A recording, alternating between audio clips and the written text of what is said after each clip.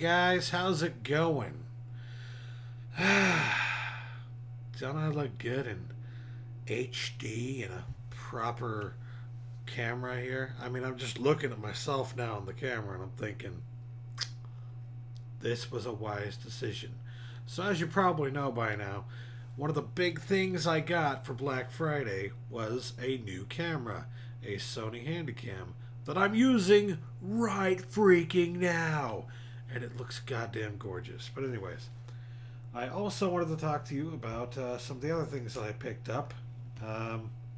Mostly DVDs and Blu-rays. But today, in particular, we're going to talk about this one. I got the Lord of the Rings Extended Cut Trilogy on Blu-ray. A while ago, my brother gave me the theatrical versions on Blu-ray, and I thought that was kind of nifty. I think he gave it to me for a birthday present. I can't remember though. But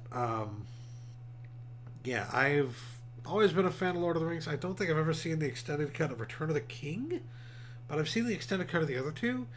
And the first extended cut I ever saw was The Two Towers, and I absolutely loved it.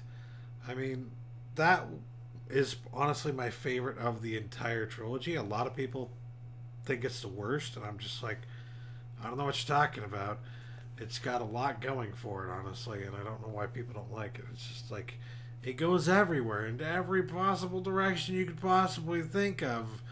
And maybe that's because it's like the solid middle of the story or whatever, but I don't know, it works. It just works. Anyways, this is the nifty, nifty version that opens up like this. And out comes the Blu-rays. So there's Fellowship of the Ring. There's Return of the King. These are all out of order, apparently. And there's The Two Towers. Wow. I didn't put them back in correctly. Okay. Well, now they're in the correct order. Fellowship of the Ring, Two Towers, and Return of the King. So, these are fucking beautiful. I got this whole set. By the way, I just want to show you the side view here. Look at this. It looks like a golden book, which is exactly what you want for Lord of the Rings. Nice embossed golden everything. Look at the shiny Lord of the Rings. Let's just open this back up so that I can get it back in there easy when I get done showing you the innards. So the cool thing about this is that they have nice black cases. You do not want to damage these because it will be very hard to replace these. They are a nice thick version of a Blu-ray case. Oh my goodness. You know how good this camera is? It like focuses on your face. It has like a little thing to detect faces. It's detecting the faces on... You can't see it, granted, but it's detecting the faces on the Blu-ray case. Oddly enough, the one it cannot detect is Gandalf. It's detecting everyone but Gandalf. Alright. I don't know, man. I don't know why. But when you enter it in here, when you look in here, it's got part 1 of the extended edition, part 2 of the extended edition, and then it's got Fellowship of the Ring, the appendices, part 1 from book to vision, part 2 from vision to reality, and then behind the scenes of Fellowship of the Ring. So this is a 5-disc set for just the first movie. There are 15 discs in total, 5 discs per set. And if you take out this nifty little insert here, oh goodness, it has got a nice little booklet here that has, you know, a rundown of what you can expect, and a little map here. That's very nifty. Very, very nifty indeed. Oh goodness, this looks so good. And it's a really nice paper too. Um, I don't know what kind of paper it is, but it's a very nice paper. I think it's designed to look like parchment and kind of sort of feel like it, but it's not parchment. It's just really nice paper. Anyways, yeah. So when you think about, I paid $30 for it. Knew it was like when it first came out it was like $80 or something like that. And having seen it now, I can definitely say probably worth that price. I can't blame anybody who paid that for it. It's a really good edition. I had no idea it was this good. I had no idea it was this beautiful. So here's the two towers.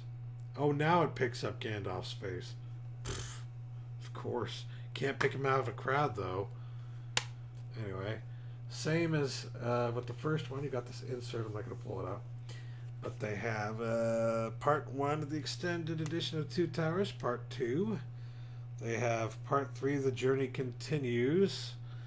Continuing on from part 2 from the last one of the appendices. And then part 4, The Battle for Middle-earth, begins.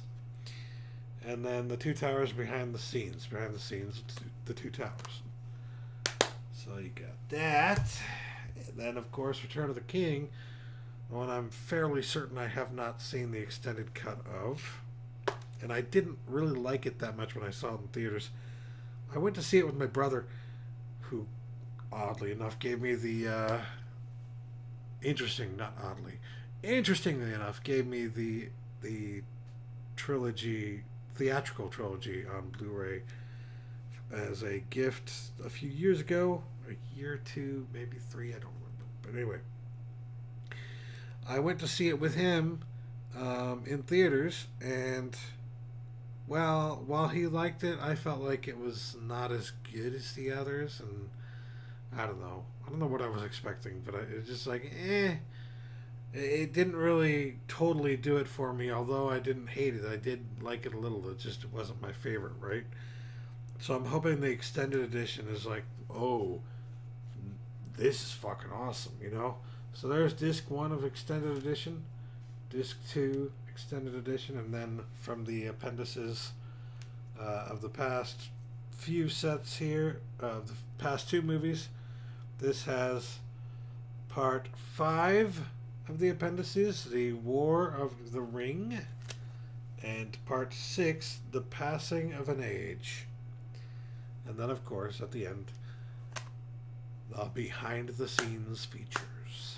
So, yeah, if you look at them all on the spines here, they all look really nice, really even, really golden, beautiful.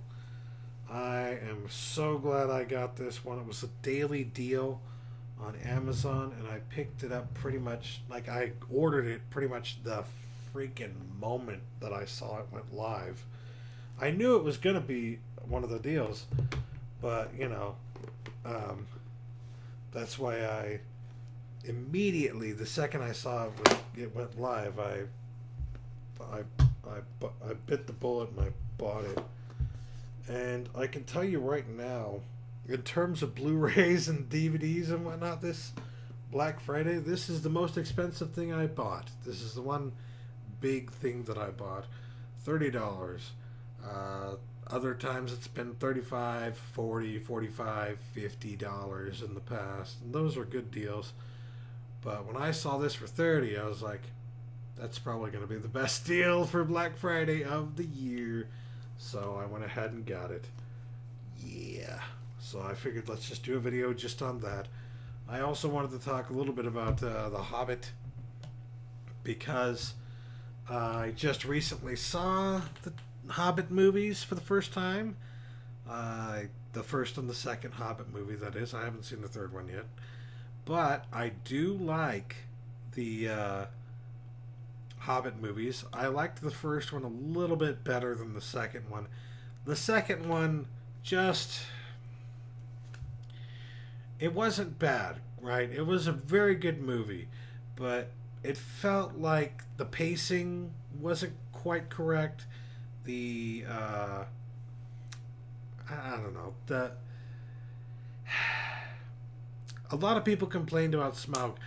I don't have a problem with Smaug. He looks great. He looks like exactly like the kind of evil dragon that I would have expected.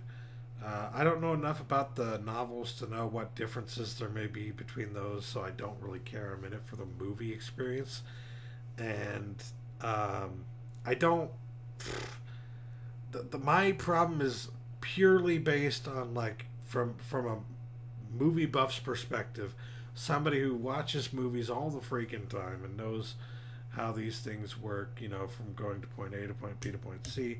And I don't necessarily always like when something follows those lines, but for like what is supposed to be a classic epic fantasy tale, I kind of expect a certain, maybe I shouldn't, but I expect a certain, story, for maybe to be to see I expect it to be done a certain way, and it felt like, well, the middle of a story, which is exactly what it was.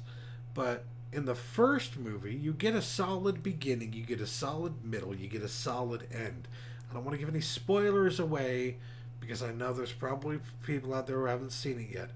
But you get that solid beginning, middle, and end in the first movie, and that's why I love the first Hobbit movie. That was fantastic.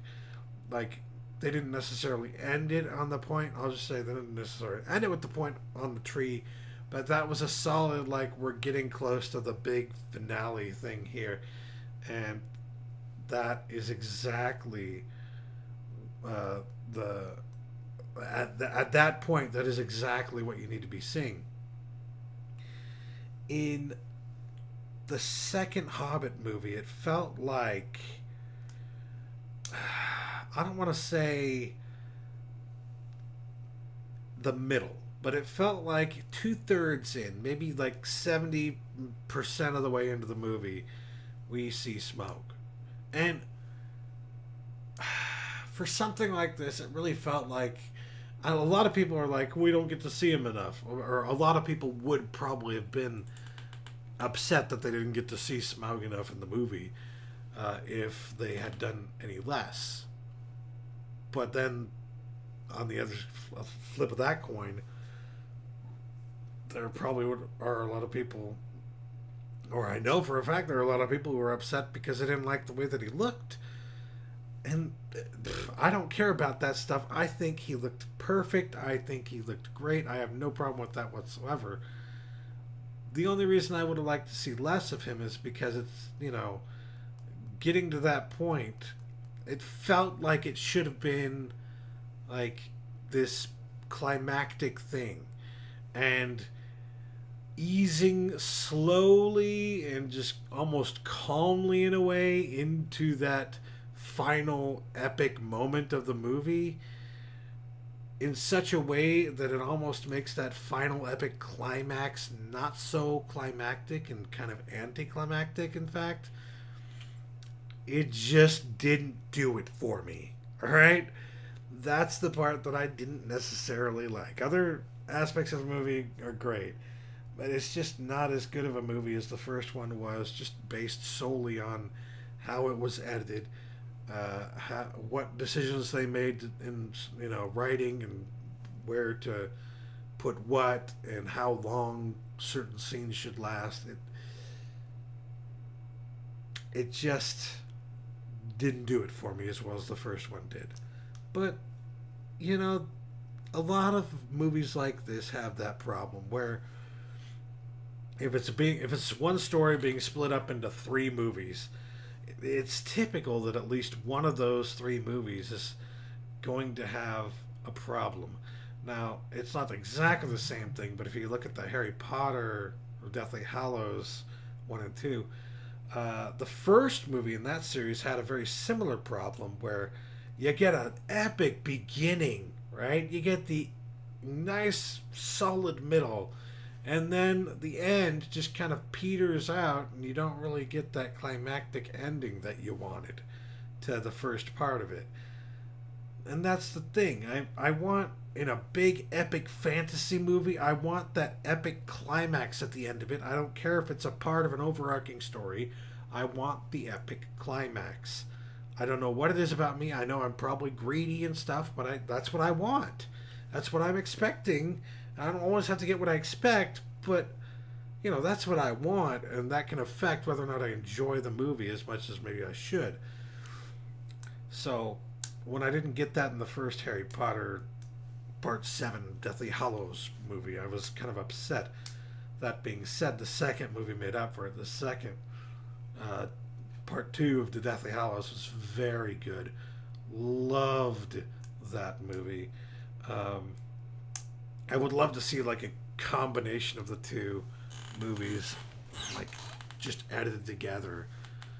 They probably won't do that, but I think they should, because the first movie, honestly, even though a lot of people loved it and a lot of people felt like it was great, it just doesn't stand well on its own. It needs to be combined with the other. Okay, make as much money as you possibly can in theaters, great.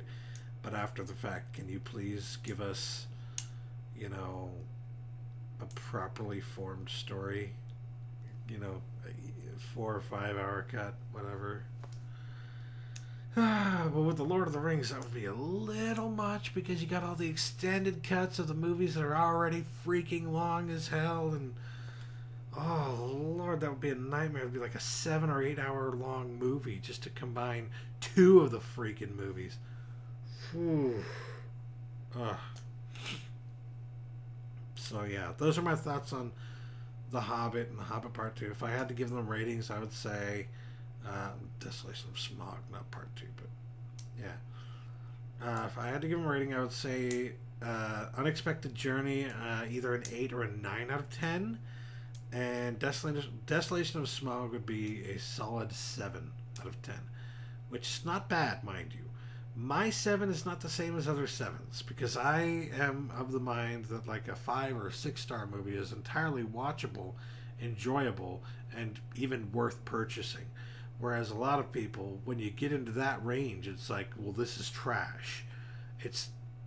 To me, it's not. It's not trash until you dip below the 5 out of 10 range. If you're dipping below that into the 4 range and the 3 range and the 2 range, that's crap.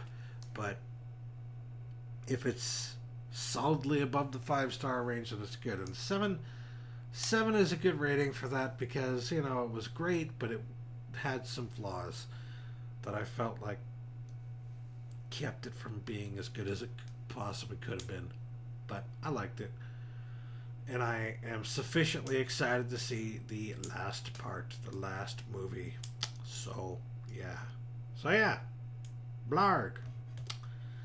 That would be my little review of The Hobbit so far, and showing you my extended cut Lord of the Rings Blu-ray that I got on Black Friday for $30. Thanks for watching. Catch you later. Peace.